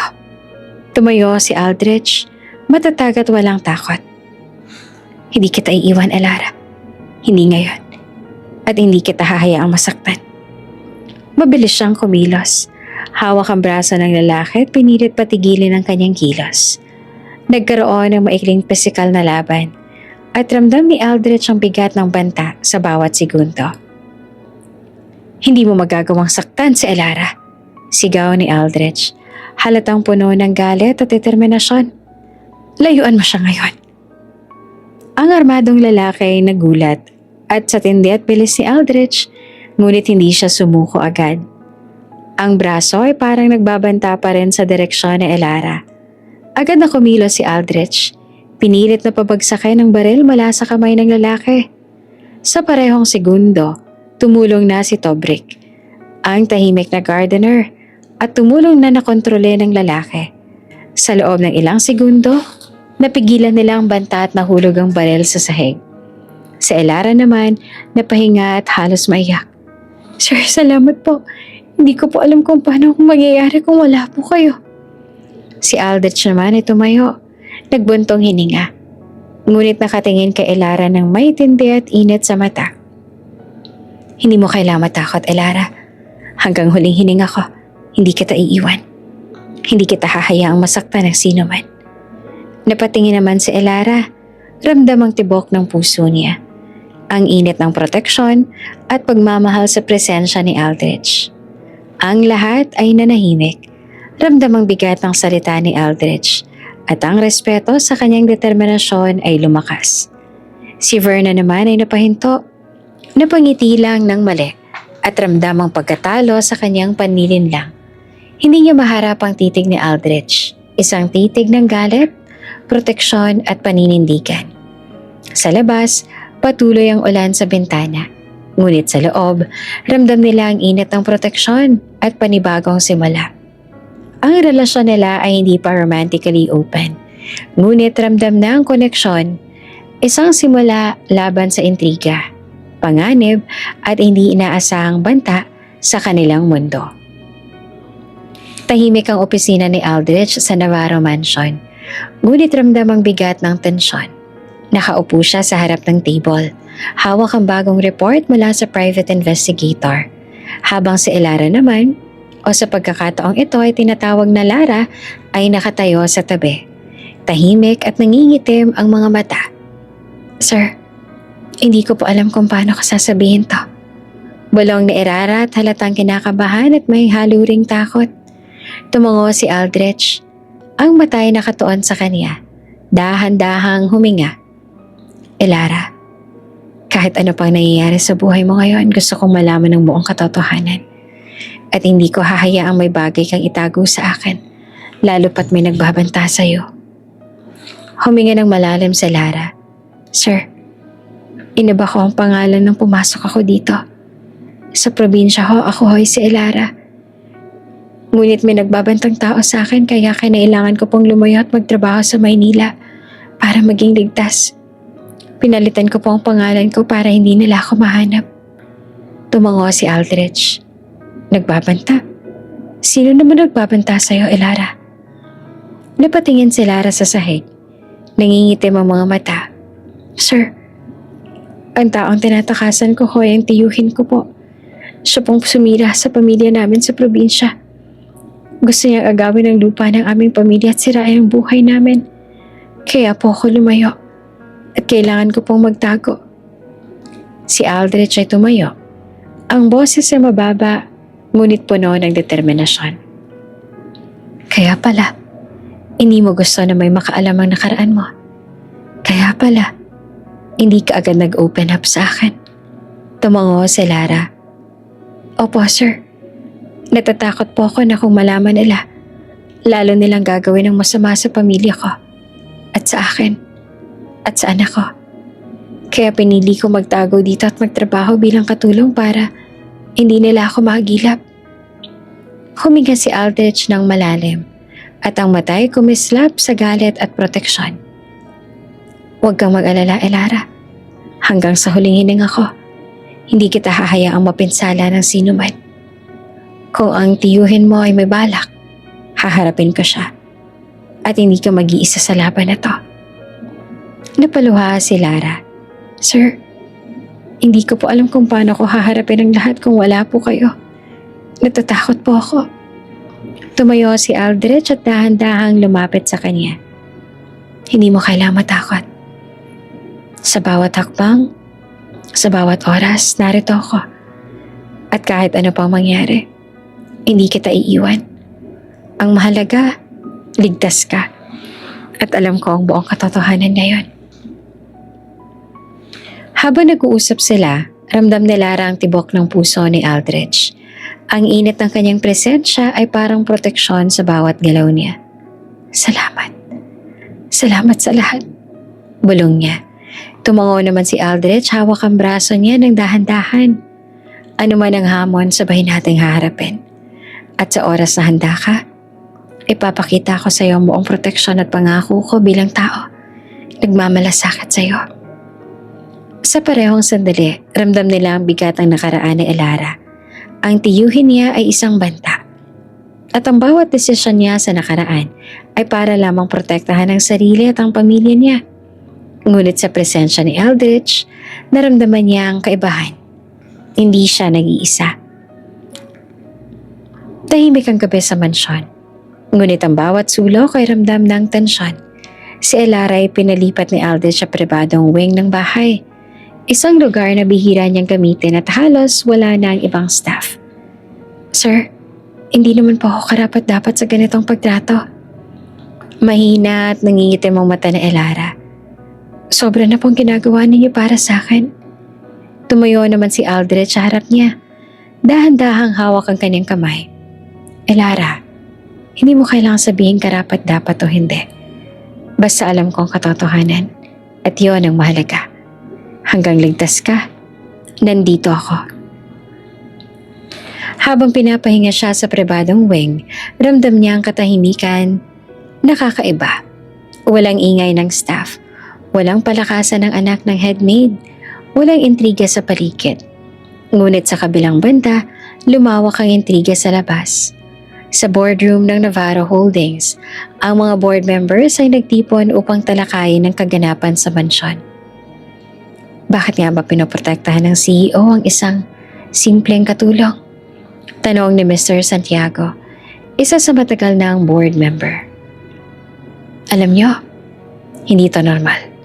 Dagdag ni Ms. Ramirez na halatang nag-aalala. Ang CEO natin, si Aldrich Navarro, ay kilala sa pagiging profesional at matalino. Bakit biglang naging protector siya ng katulong na to? Ang mga bulong at haka-haka ay mabilis na kumalat sa kumpanya. May ilan na nagtaka, may ilan na nadismaya, at may ilan na nagduda sa motibo ni Aldrich. Ngunit sa kabila ng lahat, hindi nagbago ang desisyon ni Aldrich. Nanatiling protektado si Elara sa loob ng mansyon. Samantala sa pribadong wing, ramdam ni Elara ang bigat ng responsibilidad at ang kakaibang seguridad. Sir, natatakot po ako. Baka masyadong malapit ng panganib. Bulong niya. Tumango naman si Aldrich at ang boses ay mababa ngunit matatag. Ang mansyon na to ay magiging ligtas para sa'yo. At kahit sino pang magtangkang guluhin ang buhay mo, haharapin ko siya. Ramdam ni Elara ang tibok ng puso ni Aldrich sa bawat galaw niya. Ang init ng presensya niya ay parang panangga sa lahat ng panganib na nakapalibot. Si Aldrich hawak ang kamay niya ng mahigpit. Ngunit sa kabilang sulok ng mansyon, si Verna ay muling nagplano ng panlinlang. Kung nakikita ng mga board members sa sobrang pinoprotektahan siya ni Aldrich, lalo lang silang magdududa. Siguradong may magugulat kapag nalaman nilang buong katotohanan. Bulong niya sa sarili. May halong pangungutya. Si Aldrich ramdam ang tensyon sa buong mansyon. Mabilis na kumilos upang mapanatiling ligtas si Elara. Ipag-utos niya sa buong staff na huwag lumapit sa pribadong wing at panatilihing tahimik ang paligid. Walang makakapasok dito nang walang pahintulot ko. Sabi niya na halatang seryoso at may matinding kontrol. Habang gabi, pinayagan naman ni Aldrich si Elara na magpahinga sa isang komportableng silid. May nakahain na malamig na tubig at mainit na kape. At may maliit na notebook para maitala ang mga pangyayari. Sir, medyo nakakakaba po ang lahat sa labas. Bulong niya na bagyang nangingitim ang mata. Alam ko, Elara, kaya ka andito. At nandito ako. Sagot ni Aldrich na umupo sa tabi niya. Hindi ka nag-iisa. Kahit ano pang intriga o bulungan sa labas, hindi ka nila matatalo hanggat nandito ako. Sa labas, ramdam ang intriga at haka-haka ng staff at board members. Ngunit sa loob ng pribadong wing, ramdam nila ang katahimikan at seguridad. Isang panandaliang kanlungan mula sa mundo. Si Elara ay humiga sa kama, ramdam ang tibok ng puso niya at ang tibok ng puso ni Aldrich sa tabi niya. Handa silang sabay na harapin ang paparating na panganib at intriga. Ang mansyon ay tahimik, ngunit ramdam nila ang simula ng panibagong yugto ng proteksyon, tiwala at unti-unting koneksyon sa pagitan nila. Tahimik ang opisina ni Aldrich sa Navarro Holdings, ngunit ramdam ang tensyon sa bawat sulok. Ang mga monitor sa trading floor ay naglalabas ng pulang linya. Bumabagsak ang stock value ng kumpanya at ang mga empleyado ay naguguluhan na. Si Aldrich nakatayo sa gitna ng kanyang office, matalim ang mata sa bawat report. Hindi siya natatakot, ngunit ramdam niya ang banta. May mga email, press releases at social media posts na tumatalakay sa kanya. Pinagbibigyan ng CEO ang babaeng may masamang background. Magnanakaw sa mansyon ng CEO? Lahat ng ito ay nakadikit sa pangalan ni Elara. Hindi ko akalain na ganito ang magiging tactic nila. Bulong niya sa sarili habang pinipilit kontrolin ang galit. Hindi lang personal, pati negosyo, tina-target nila. Sa kabilang banda, si Elara naman ay tahimik sa pribadong wing ng mansyon. Naramdaman ang tensyon mula sa opisina. Napatingin siya sa tablet na iniabot ni Aldrich. Sir, ang stock po bumabagsak. Mahina niyang bulong. Tumango si Aldrich. Halatang natatakot ngunit seryoso. Alam ko, gusto lang nilang takutin ako. Ngunit hindi nila alam ang buong katotohanan. Kaya ko tong harapin. At hindi kita hahayaan na masangkot sa gulo na to. Mabilis niyang tinawag ang board member sa isang emergency meeting. Ang mga mukha ay halatang nag-aalala. Ngunit lahat ay nakikinig sa matatag na tono ni Aldrich. Ang kumpanya natin ay apektado ng panta mula sa mga kalaban na may koneksyon sa pamilya na Elara. Paliwanag niya. Ngunit, hindi ito totoo. Walang sino mang magnanakaw o may masamang etensyon. Ang mahalaga. Alam ko ang katotohanan. At iyon ang aming ipapakita sa merkado. Sa labas, patuloy ang mga bulong at haka-haka sa media. Ang ilan ay nagtaas pa ng kilay sa proteksyon ni Aldrich kay Elara. Ang iba ay nagtataka kung paano niya itong pinapalakas sa posisyon sa kumpanya. Ngunit sa loob, matatag ang CEO. Ipinagkatiwala ko sa inyo ang lahat ng detalye. Sabi niya sa mga board members. Ngunit tandaan ninyo, hindi basta-basta matatanggal ang kumpanya natin sa banta. Kailangan ng mabilis at maayos na tugon. Samantala, sa pribadong wing, humarap naman si Aldrich kay Elara. Ramdam ang bigat ng sitwasyon. Elara, alam kong hindi mo intensyon na mapasama sa gulo. Ngunit ang mga laban sa labas ay parte na ng buhay natin ngayon. Kaya kailangan mong manatiling ligtas dito. At huwag kang lalapit sa opisina o sa media. Napatingin si Elara, bagyang nangingitim ang mata. Sir, Hindi ko po alam kung papaano ko haharapin ang lahat ng ito kung hindi po ninyo ako ginagabayan. Tumango si Aldrich. Dahan-dahang hawak ang kamay niya. Hindi mo kailangang harapin mag-isa. Kahit ano pang mangyari, nandito ako. At hindi ka nila maaapektuhan hanggat nandito ako sa tabi mo. Sa parehong oras, nagdesisyon si Aldrich na i-deploy ang internal team niya para imbestigahan ang pinag-ugatan ng pag-atake. Si Tobrick, ang tahimik ngunit maaasahang gardener at minsang bodyguard, ay kasama sa team na ito. Sir, handa na pong lahat. Bulong ni Tobrick. Tumango naman si Aldrich, halatang determinado. Ipakita natin sa lahat na hindi sila makakapanira sa amin. At higit sa lahat, hindi nila malalagay sa panganib si Elara. Sa trading floor, unti-unting nagkaroon ng clarity. Ang internal investigation ay nagpakita ng malinaw na ang sabwatan ay mula sa tiyuhin ni Elara. May koneksyon sa isang lobbyist sa probinsya. Gamit ang social media, pinasabog ang chismis at sinira ang imahe ng kumpanya. Ngunit sa kabila nito, hindi naman natakot si Aldrich. Sa halip ay nagplano siya ng mas maayos na hakbang. Ipapakita natin ang katotohanan sa publiko. Sabi niya sa kanyang legal at PR team.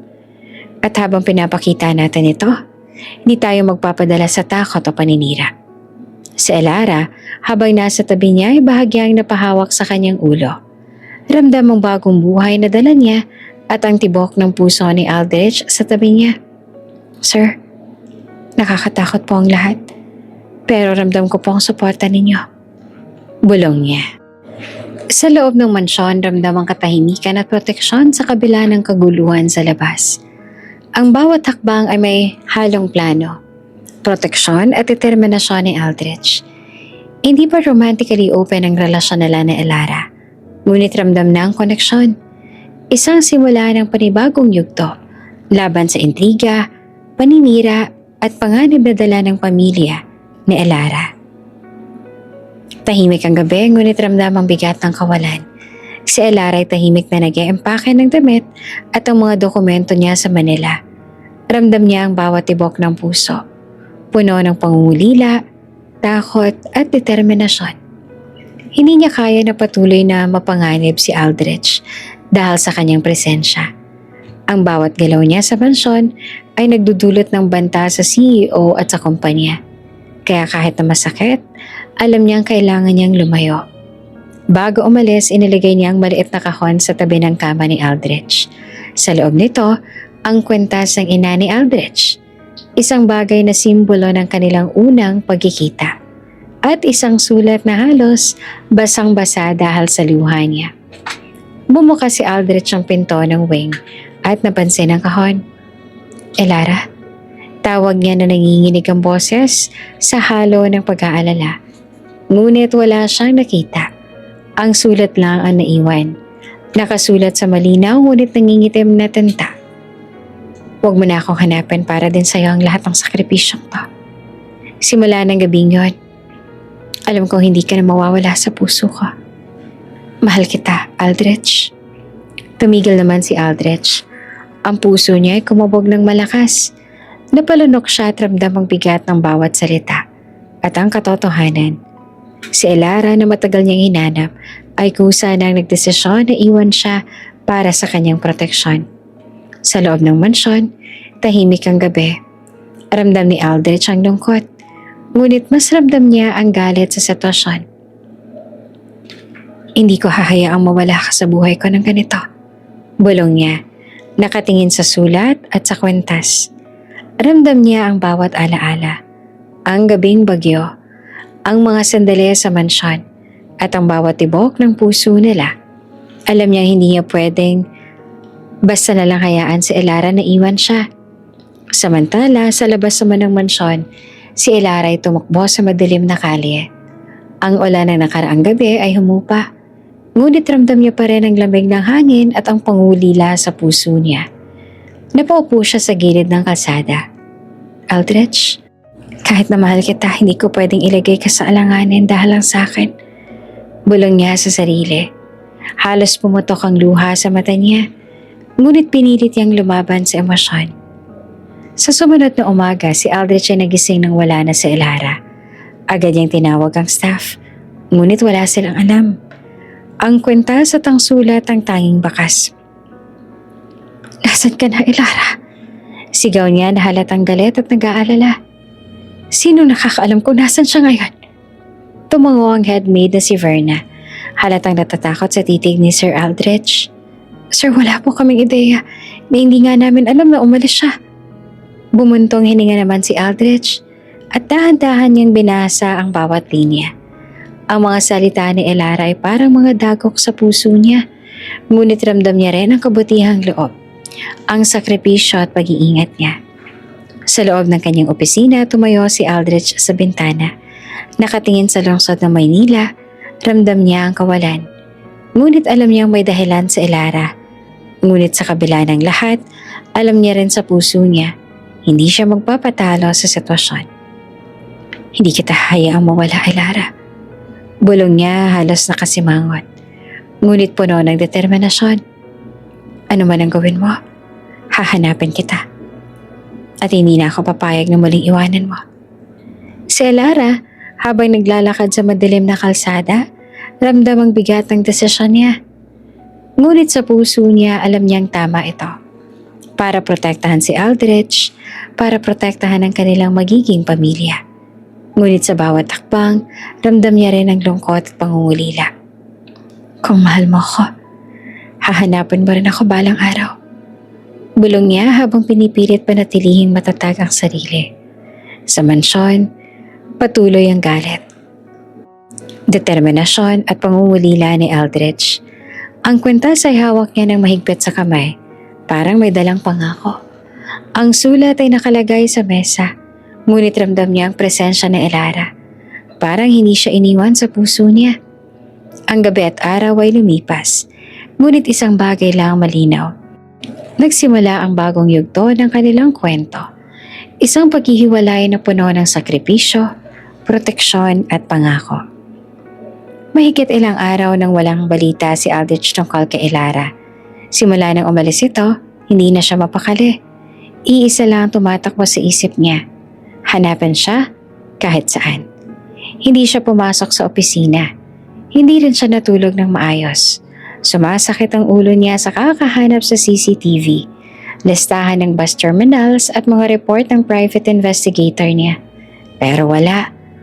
Para bang nilamon ng mundo sa Elara.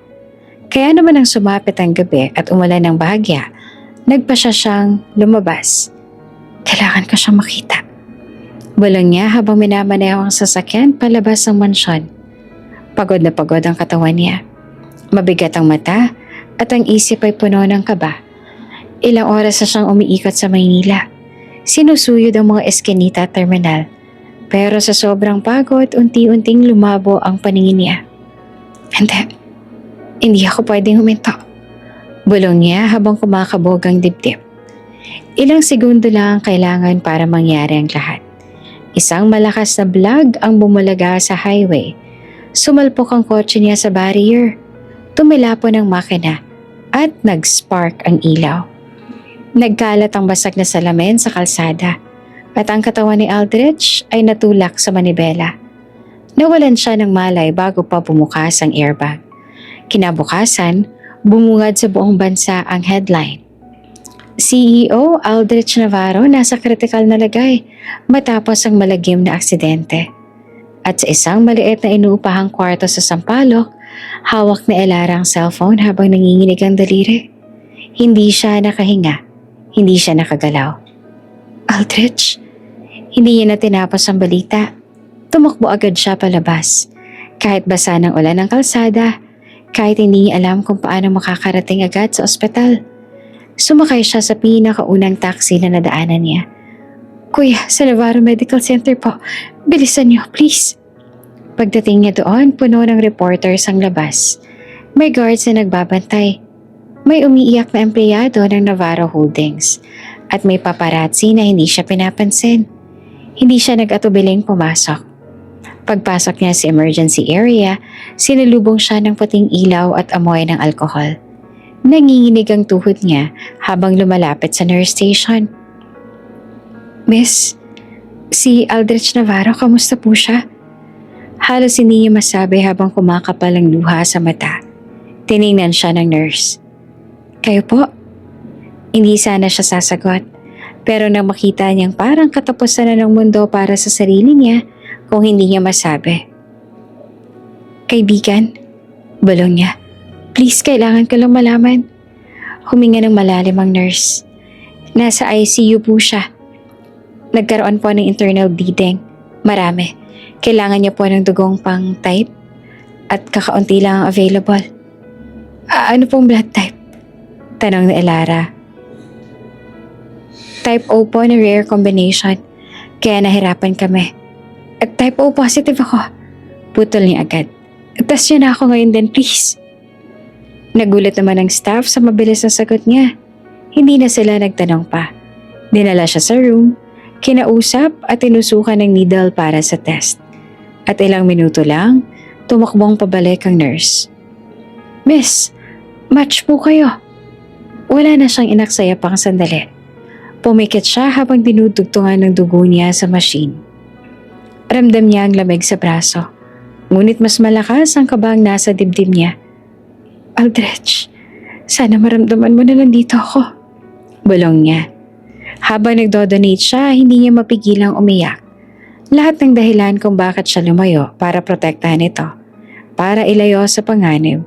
Nawala lahat sa sandaling nakita niyang malapit nang mawala si Aldrich. Nang matapos ang donation, halos hindi siya makatayo. Pinaupo siya ng nurse at binigyan ng tubig. Miss, sigurado po ba kayong ayos lang kayo? Tanong ng nurse. Hindi. Sagot niya habang pinupunasan ng luha. Pero ayos lang basta siya masalba. Kinabukasan, sa loob ng ICU ay bahagyang gumalaw ang daliri ni Aldrich. Nagsimulang bumukas ang mata niya. Mabigat at malabo. May machine sa paligid. May tubo sa gilid ng kama. Pumasok ang nurse. Halatang excited. Sir Aldrich, gising na po kayo. Mahina siyang napasimangot. Elara? Sir, ngumiti ang nurse. May ibabalita po ako. Dumating ang doktor. Nag-check ng vitals at saka tumango. Malakas ho ang katawan ninyo, sir. Pero kung hindi dahil sa nakapagbigay ng dugo kagabi, hindi kayo makakaligtas. Dugo? Sino? Mahina niyang tanong. Nagkatinginan ng doktor at nurse bago ngumiti. May nag-donate po ng dugo para sa inyo. Tama ang match kaya mabilis kayo na-stabilize. Lumakas ang tibok ng puso ni Aldrich. Kumapit siya sa kumot. Sino? Ulit niya na halos pakiusap. Bumuntong hininga ang nurse at tiningnan ang chart. Ang pangalan po ay Elara Santos. Parang huminto ang mundo ni Aldrich. Hindi siya nakapagsalita. Napapikit siya. Mahigpit ang kapit sa kumot. Parang may humaplos sa puso niya. Andito siya? Andito lang siya? Malapit lang? Halos bulong niya. Tumango ang nurse. Opo, umalis lang po pagkatapos mag-donate pero hindi na nakinig si Aldrich. Pinilit niyang gumalaw kahit bawal. Gusto niyang bumangon. Gusto niyang bumaba at hanapin ito. Elara, andito ka lang. Bulong niya na halos mapaiyak. Hindi ka na makakatakbo sa akin.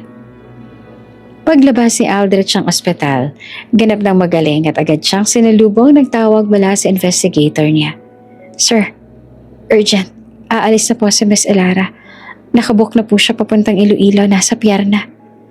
Para namang binuhusan ng malamig na tubig si Aldrich. Hindi na siya nagtanong. Hindi na siya nag-isip. Lumabas agad siya. Kahit kasabay ang pagdating ng malakas na bagyo. Kasing tindi ng unos noong unang gabing nakilala niya si Elara. Pagdating niya sa pier, halos hindi niya makita ang paligid dahil sa ulan.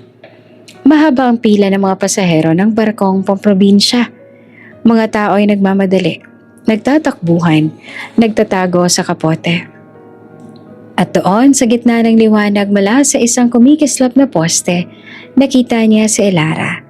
Nakapayong, nakayakap ang maliit na bag, nakapila at handang umalis, handang mawala. Elara! Sigaw niya. Napatigil naman ang dalaga at dahan-dahang lumingon. At parang natulala nang makita siyang papalapit. Aldrich, wala ka dapat dito. Hindi niya na tinapos. Hinawakan siya ni Aldrich sa braso. Hinila palapit at mahigpit na niyakap. Buo, desperado, puno ng sakit at pangungulila. Elara, bakit ka aalis na hindi ako hinaharap? Bulong niya na nanginginig. Bakit mo ko iiwan na parang wala akong karapatang lumaban para sa'yo? Namilog ang mata ni Elara. Ramdamang bigat ang bawat salitang binitawan niya. Ginawa ko to para sa'yo. Mahina niyang sagot. Para hindi ka na madamay sa mga problemang dala ko. Hinawakan ni Aldrich ang pisngi niya. Hindi mo na ako matatakasan. Ikaw ang babaeng nagligtas sa buhay ko. At sa puso ko. At doon ang akala niyang iyon ang pinakamalaking revelasyon ng gabi, may umiyak. Isang maliit na hikbi. Isang bata. Mula sa likod ni Elara, dahan-dahang tumingin si Aldrich sa pinanggalingan ng tunog. Isang toddler, mga 2 taon na, nakasuot ng maliit na jacket, may hawak na stuffed toy. Umiiyak habang kumakapit sa laylayan ng damit na Elara. Pareho ng mata niya, pamilyar ang ilong, at ang ngiti na kahit nanginginig ay parang sariling mukha niya noong bata pa. Nadigas si Aldrich. Elara. Halos hindi na lumabas ang boses niya. Siya pa, ang anak natin. Napalunok sa Elara at nangingilid ang luha. Tumango siya ng dahan-dahan. Oo, Aldrich. Siya ang anak natin. Niyakap ni Aldrich ang bata at hinawakan ng kamay ni Elara. Kung paanong inahon mo ako noong gabing bumuhos ang ulan, ngayon ako naman ang hahawak sa inyo. Sa wakas wala nang pagtatago. Wala nang pagtakbo. Tayong 3 na isang pamilya ang binuo ng bagyo. At ngayon kasama ang batang bunga ng gabing yan. Alam kong simula na ito ng panibagong buhay. At hindi ng pagtatapos. Kung bago ka pa lang sa channel neto, ibang kwento ni Ate Jane, istorya mo, ikwento ko. Huwag kalimutang pindutin ang notification bell at subscribe button.